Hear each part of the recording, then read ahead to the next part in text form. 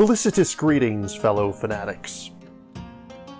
Welcome back, ladies and gentlemen. I'm Adam the Fanatic, and today we're taking a look at Small Time Heroes Print and Play Edition, a solo or cooperative deck building adventure by Powdered Toast Games. Please bear in mind that this is a preview based off of a tabletop simulator prototype. The game still has more content in active development. As such, nothing is finalized, anything seen herein is subject to change. Although I'm using the Tabletop Simulator mod to play, bear in mind that you'll also have the option of using the print and play version with your copy. You'll start out by choosing an enemy and taking its matching minion deck.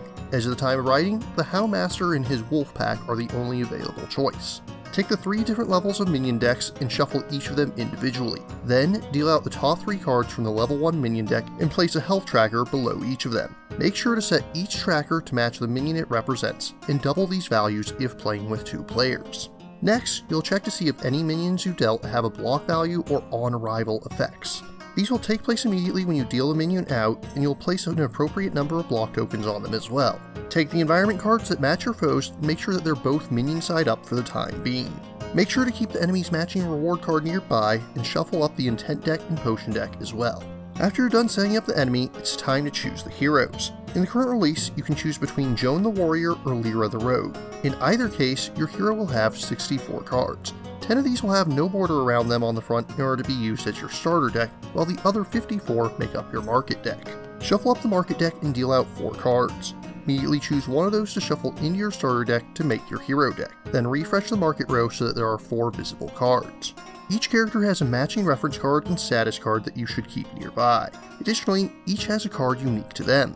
Joan will keep her equipment card to show what kinds of armor she currently has equipped, while Lyra should take her concealment card and starts with the unconcealed side face up. Each player will also take a potion of life and sets their starting health to 20 HP. Each player should draw a hand of 5 cards, and with that, you're ready to begin. Each round consists of a player turn and an enemy turn. If playing cooperatively, both players will act before the enemies. Start by removing all block tokens from your character. This obviously won't be an issue in the first round, but block typically only lasts for a single round. Any start of turn effects will also activate at this time. Next, deal an intent card face down to each player. Some of these will tell you exactly what's on the other side, while others will give you 2 different actions your foes may potentially take. We'll expand upon this once we get to the enemy turn, but for now, you get a chance to play your cards from your hand. Every card has a cost in the top left corner of the card, ranging from 0 to 3. On most turns, you'll have 3 energy to spend. You may play as many cards as you want from your hand in any order, so long as you can afford them. The most basic effects are simply to deal damage or place block tokens on your character. Sometimes, you'll see keywords, such as Death Blow, which activates whenever you defeat a minion, or Flurry, which makes all future Flurry cards cost less for the rest of the turn. You'll find reminders for these on your character's reference card. When dealing damage, you may generally target any enemy.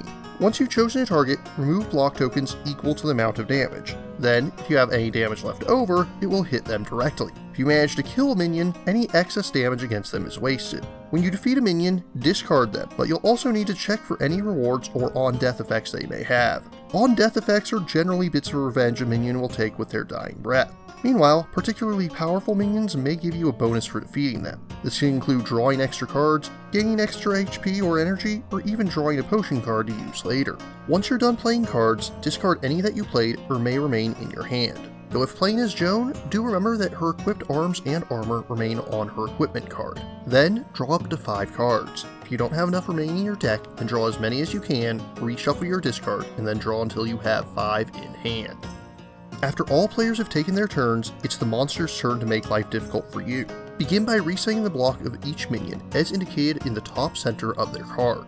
This can involve either lowering or raising it depending on where it's currently at. If they have no innate block value, simply remove all block tokens on that card at this time. Then, one at a time, reveal the intent card for each player. If you see a square, circle, triangle, or diamond, then the matching minion will activate. This deals damage to your hero equal to the number in the top left corner of that minion's card. If the matching minion has already been defeated, you're safe for the moment and take no damage. Regardless of whether or not a minion activated, you'll also resolve the environment effect for the intent card you just revealed. Some of these give strength tokens which permanently increase how hard a minion hits until it's defeated, so make sure not to be too passive with your tactics. After that, you'll begin another hero turn just as before.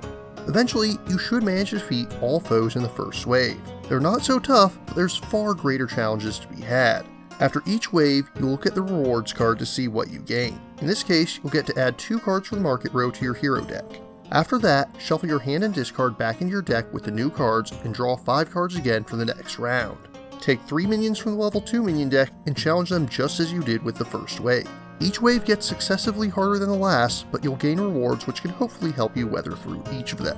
Once you defeat the 3rd wave of minions, it's time to challenge the boss. Flip over the environment card to show that you're now facing the boss themselves, in this case, the Houndmaster. You'll also deal out 3 level 1 minion cards to aid them. You don't need to defeat the minions to win the fight, but they'll continue to attack you until the boss is defeated. You can find the boss's starting health in the top right corner. If you manage to drop this to 0, then any remaining minions will flee and you immediately win the battle. The boss will have abilities that are more powerful than the environment, and their minions will continue to attack you. And to make matters worse, even if you defeat a minion, the boss may bring out more of them to continue to hound you. So you'll generally want to focus on the boss himself, or at least that seemed to work best against the Houndmaster. If all players drop to 0 health, then the game is lost. However, don't forget that potion cards may be used at any time. This is especially important to remember with the Potion of Life you start with, which is used as a one-time revival tool, activating when you drop to 0 HP for the first time. It not only heals you back to 10 HP, but also protects you from all attacks for the rest of the round. As this is a print and play title, I'll not be going into component quality. However, I must say that the artwork is not to my taste. Regardless, if the print and play version is successful, they do intend to eventually make a professionally printed version. The print and play version is intended to fund the development of additional enemies, heroes, and a campaign mode to string them all together. What I can say for the moment is that Small Time Heroes is a fun little title that, despite being a tabletop game, obviously takes more inspiration from its video game counterparts. You should definitely go into this expecting more Slay the Spire rather than something like Dominion or Star Realms. Although I will say that this one is definitely a good bit easier than Slay the Spire, or at least the Houndmaster is by any measure. I do suspect that future villains are meant to ramp up in difficulty. Joan and Lyra both play very differently from one another, and there are a number of different ways you can build their decks. However, variety is still lacking all the same due to the fact that there's only one enemy deck at this time.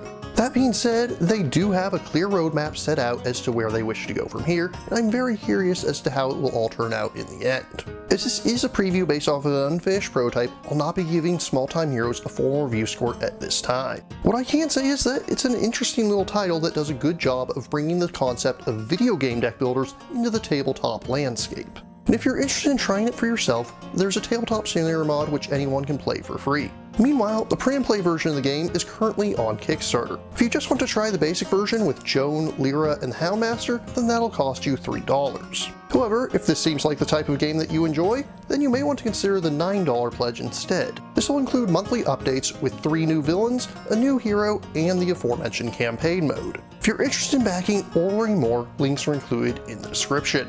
But what about you?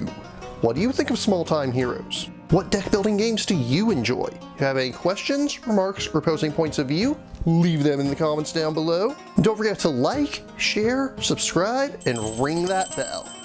If you really enjoy my work, please consider funding my channel on Patreon. Until next time, farewell, fellow fanatics.